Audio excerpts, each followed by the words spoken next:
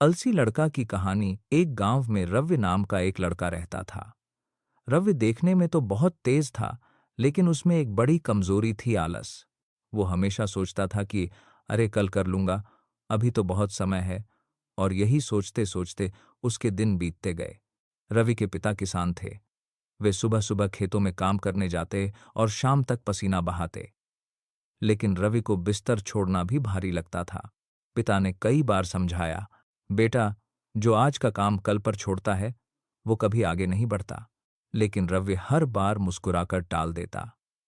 अरे पिताजी, जिंदगी पड़ी है, सब कर लूंगा। एक दिन गांव में एक बड़ा मेला लगा। रवि के सारे दोस्त सुबह सुबह निकल गए।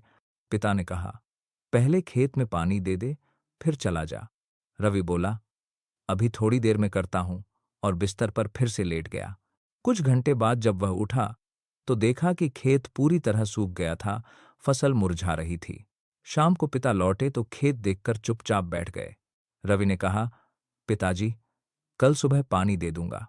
पिता ने धीमे स्वर में कहा, बेटा, कल तक यह फसल जिंदा नहीं रहेगी।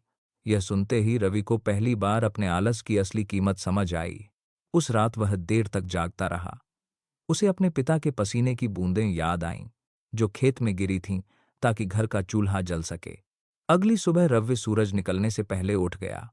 खेत में गया, पानी चलाया और दिन भर मेहनत की। धीरे धीरे वह गांव के सबसे मेहनती लड़कों में गिना जाने लगा। कई साल बाद जब गांव में नया स्कूल बन रहा था, तो रवि ने ही उसमें सबसे ज्यादा मदद की। लोग कहते थे, अरे ये वही रवि है जो पहले दिन भर सोता था। रवि मुस्कुराकर जवाब देता, हाँ मैं वही हूं। लेकिन अब मैंने समझ लिया है कि सपने तभी पूरे होते हैं जब नींद टूटती है। उसकी मेहनत रंग लाई। रवि ने खेती में नई तकनीकें अपनाईं, जिससे गांव की फसलें दोगुनी हो गईं। अब वो सिर्फ अपने घर का नहीं, पूरे गांव का सहारा बन गया था। सीख, आलस इंसान की सबसे बड़ी दुश्मन है। जो कल पर भरोसा करता है वो आज खो देता है।